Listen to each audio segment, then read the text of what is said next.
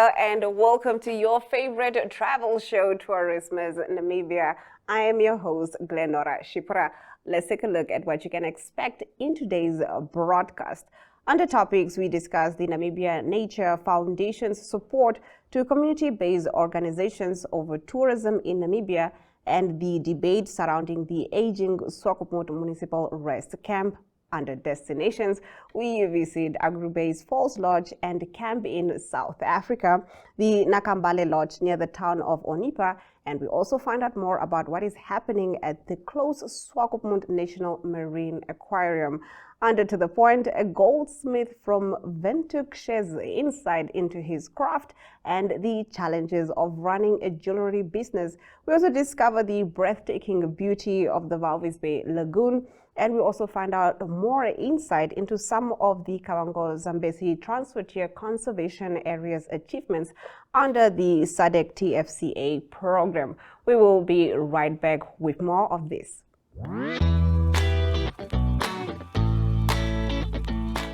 Starting us off in topics, we start out with the community-based organizations. CBOs are the fulcrum of Namibia's renowned community-based natural resource management.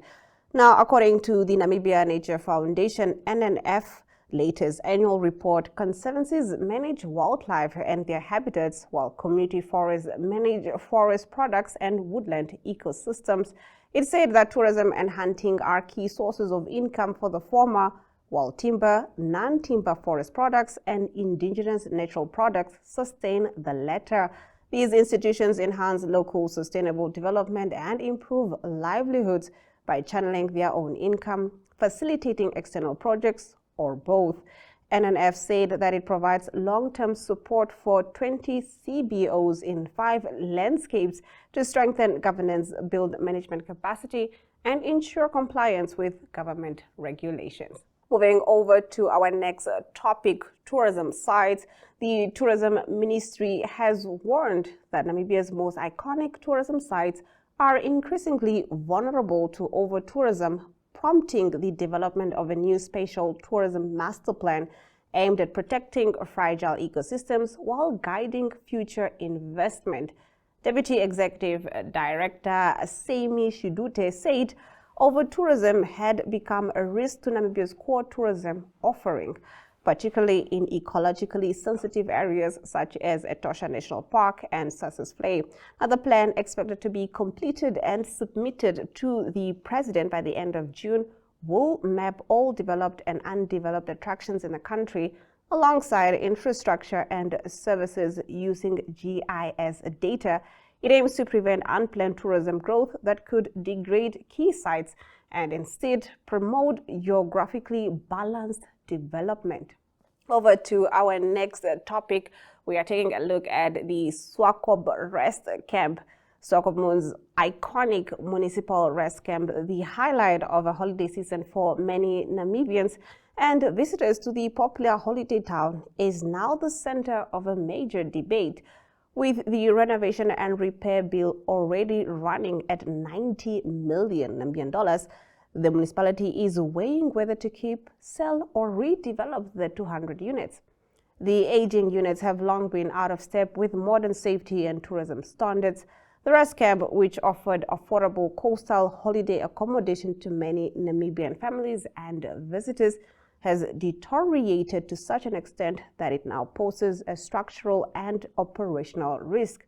A full engineering report presented to the Council in March identified serious problems with infrastructure, water damage, and outdated electrical systems. Do let us know in the comment sections on our social media pages what you guys think of these stories in our topics. On the other side of these, we take a look at the destinations that you must visit.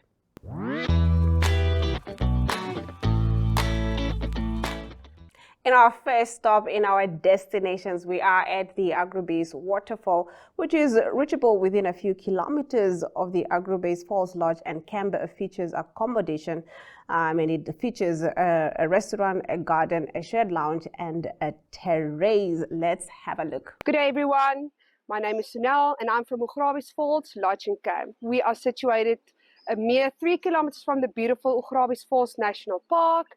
And here we have our lodge, which has been established in 1953.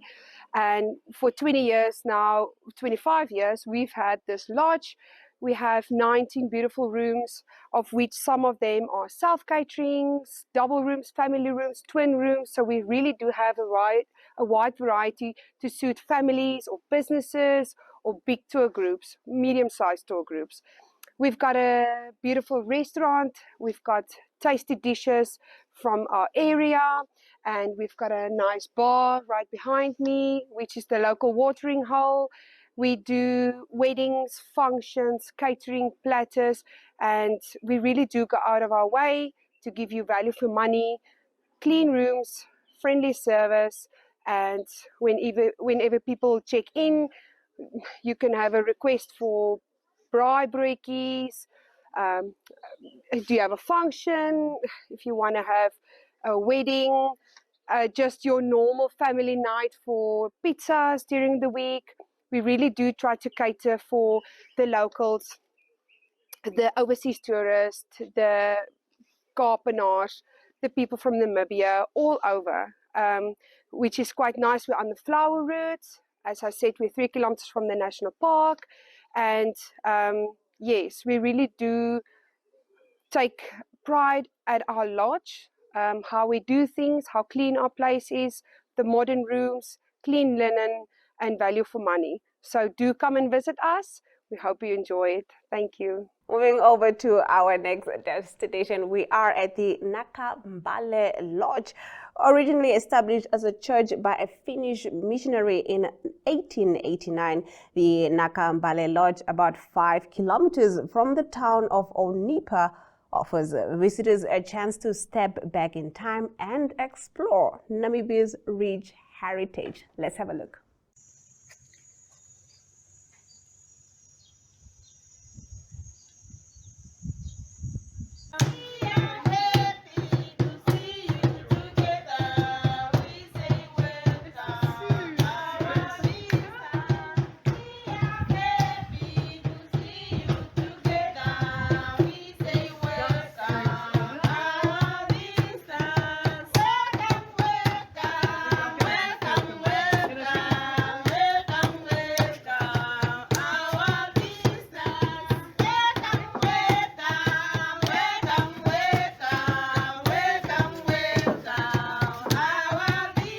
My name is Magdalena Miki Itula. All those are my surname. Itula is my husband's surname. I'm working here in Nakambale since 1995. I'm a tour guide. I'm also a manager here in Nakambale. Okay. I can see the establishment is very big. So can you just tell us what you guys have to offer at Nakambale? First, let me tell you about Nakambale.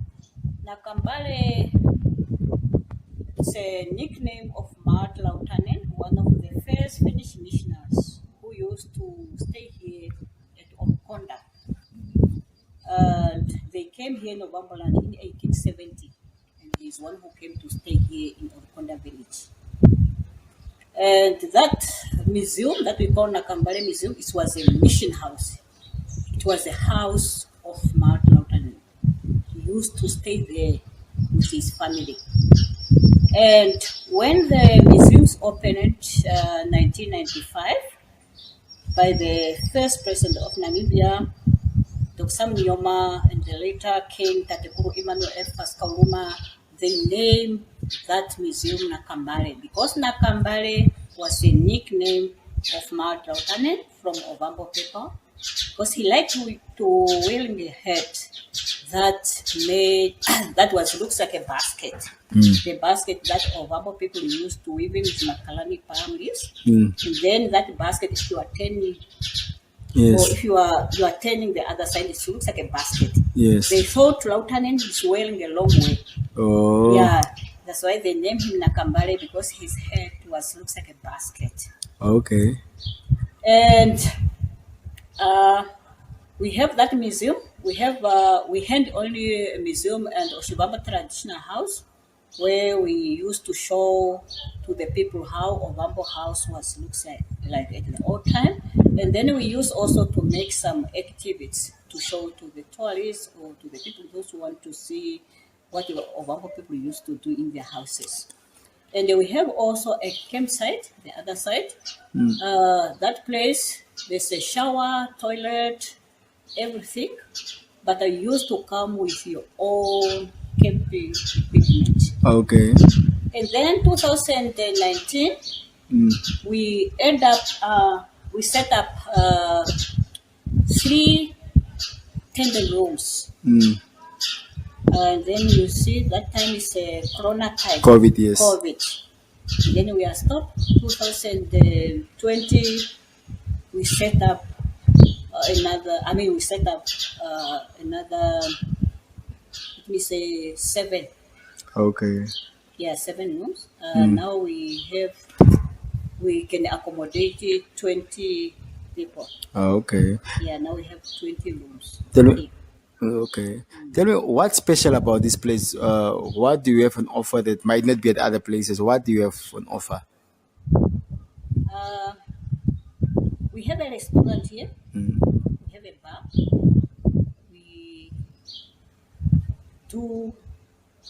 We prepare Shibamba traditional food. We make pizzas. We have a swimming pool. Okay. We can also swim.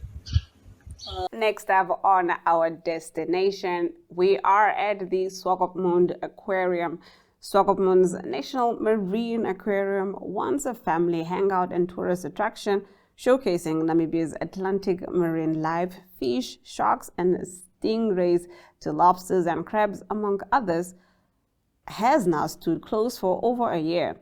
Adam Hartman reports that due to ongoing red tape, it may remain shut for at least another 2 years. Let's have a look. This is Adam Hartman for Tourismus. I'm here at the National Aquarium of the Ministry of Fisheries and Marine Resources, which is situated at the research center in Swakopmund. And although a very familiar sight, this aquarium has now been closed for over a year.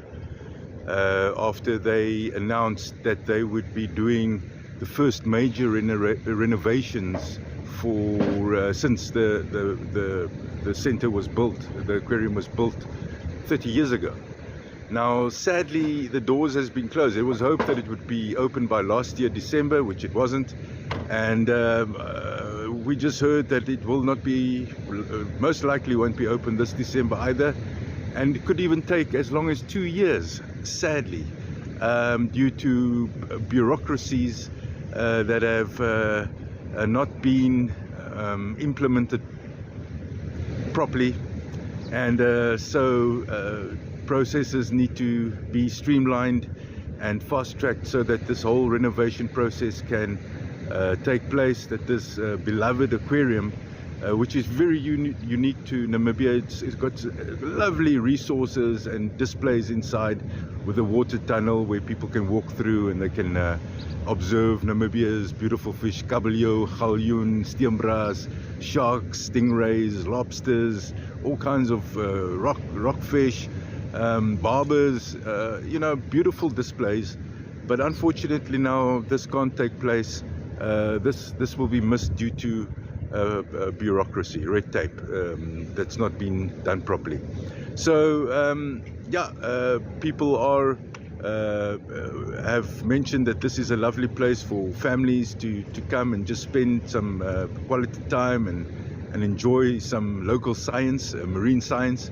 And it's also a place for tourists to come check out what Namibia has to offer. You know, there's a lot of information inside there. But here I am, closed doors, nothing's happening, nothing will happen, most likely for the next 2 years. So, but stay tuned, who knows, something might just come up.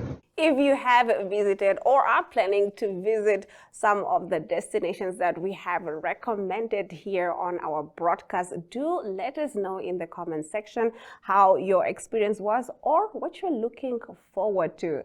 On the other side of this, we will be taking a look at our To The Point segment.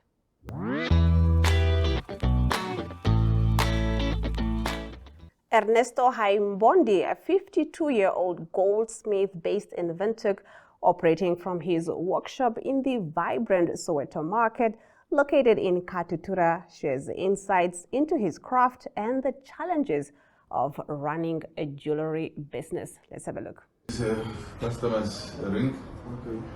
It was one of just putting a new, stronger shank.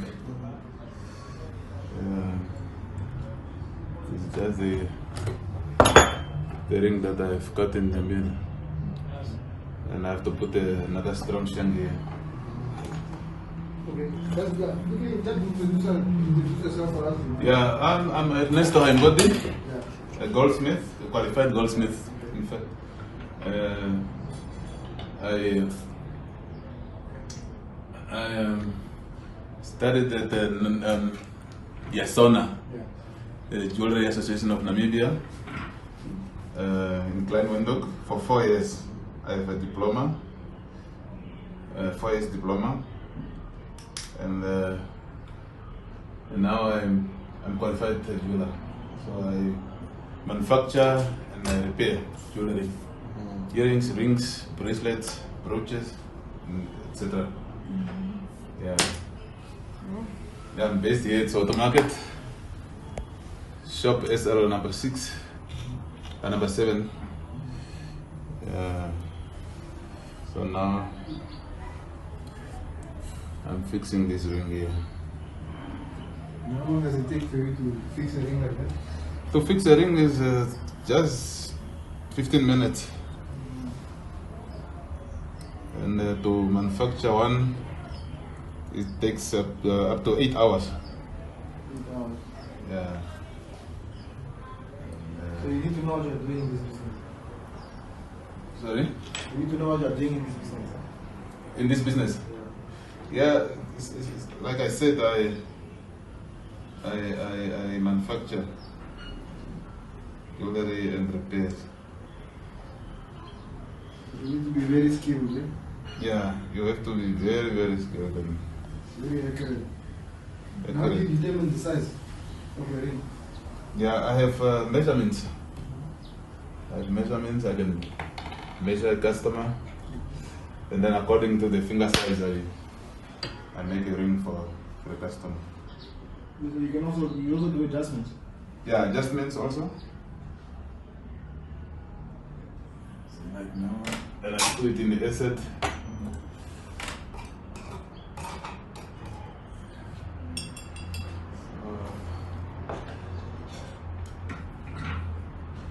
I deal with gold and silver, the genuine gold and genuine silver. I don't do other fake things. Yeah. Moving over to the next topic in our To The Point segment, we are looking at the Walvis Bay Lagoon. Discover the breathtaking beauty of the Walvis Bay Lagoon, one of Namibia's most important wetlands, teeming with flamingos, pelicans, and Cape fur seals. This serene coastal sanctuary offers a unique blend of vibrant wildlife, peaceful landscapes, and inclusive features like newly installed Braille information boards. The Walvis Bay Lagoon, located along the coast of Namibia near the town of Walvis Bay, is one of the most important and biologically rich wetlands in southern Africa. Stretching along the Atlantic Ocean, the coastal lagoon is globally recognized as a Ramsar site, meaning it is a wetland of international importance, particularly for the conservation of waterbirds. The lagoon is home to a wide variety of bird species, with tons of thousands of flamingos, pelicans, cormorants, and seagulls arriving throughout the year. During peak seasons, the sight of thousands of flamingos feeding and flying over the calm waters creates a stunning spectacle that draws bird watchers and nature enthusiasts from around the world. The area's shallow waters and mud flats provide an ideal feeding ground for the birds, making it a crucial stopover for migratory species traveling between Africa and Europe. Occasionally, seals and other marine life can also be spotted, enhancing the overall wildlife experience.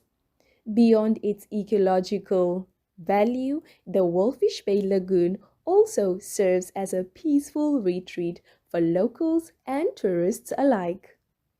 People visit to enjoy kayaking, working along the shore, or simply watching the breathtaking sunsets reflecting in the still waters.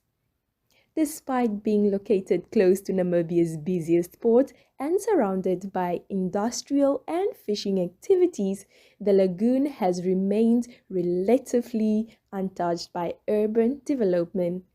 In a progressive move towards inclusivity, the municipality of Walvis Bay, in collaboration with the Development Policy Foundation and the Polish government, unveiled Namibia's first Braille information board at the Walvis Bay Lagoon in December 2024.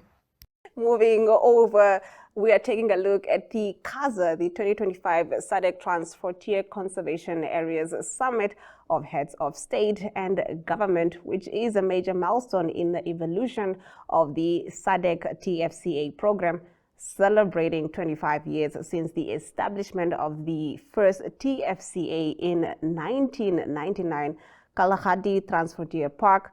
Now, the Kavango Zambezi Transfrontier Conservation Area, CASA TFCA, implemented as an official SADC program, is a flagship TFCA on the African continent and within SADC, accounting for nearly 60% of the existing transfrontier conservation areas in the region.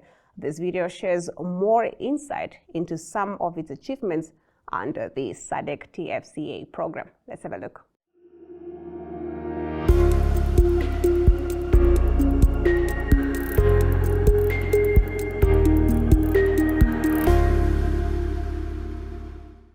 The upcoming SADC TFCA Summit is a major milestone in the evolution of the TFCA's program because it is a celebration of 25 years of existence of the program, which is currently in its second cycle of programming.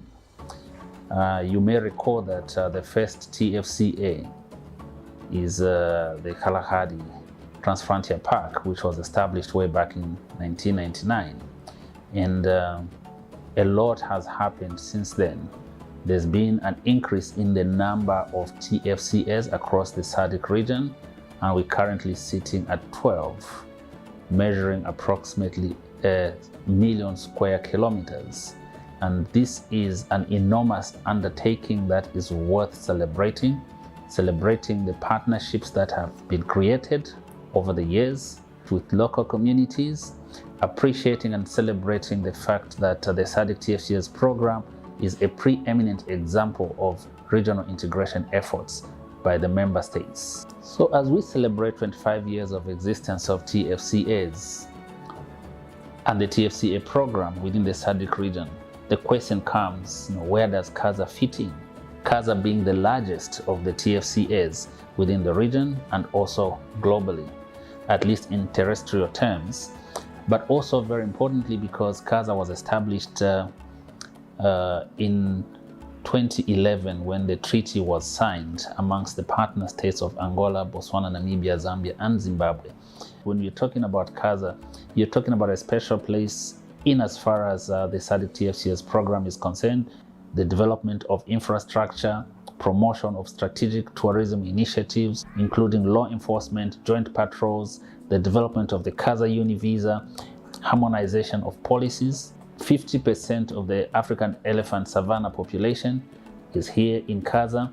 We're talking about a significant congregation of other globally important species such as lions, African wild dogs, cheetah, and ungulates. 2 major river basins of the Kavango and the Zambezi River. But also, Kaza is about people. It's home to nearly 3 million people.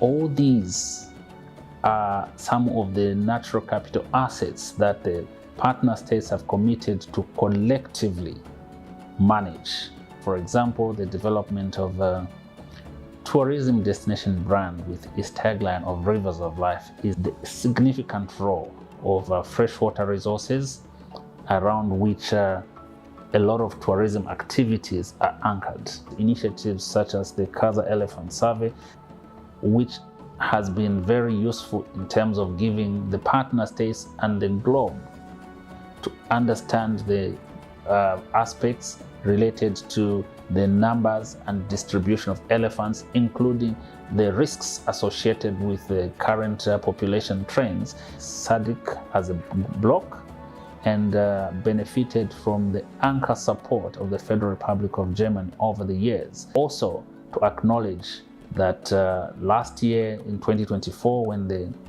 Kaza Heads of State Summit and government was convened, that was a demonstration of major or high-level political will and political reaffirmation of commitment to the Kaza vision.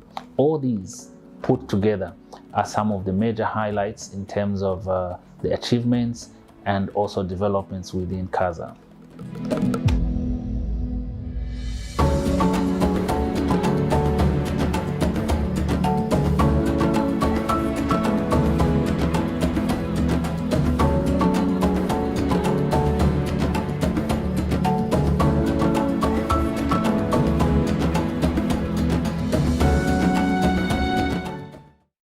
And with that, we've come to the end of the broadcast. Thank you for tuning in and spending your time with your favorite travel show, Tourismus Namibia. From me, Glenora Shipura. Until next time.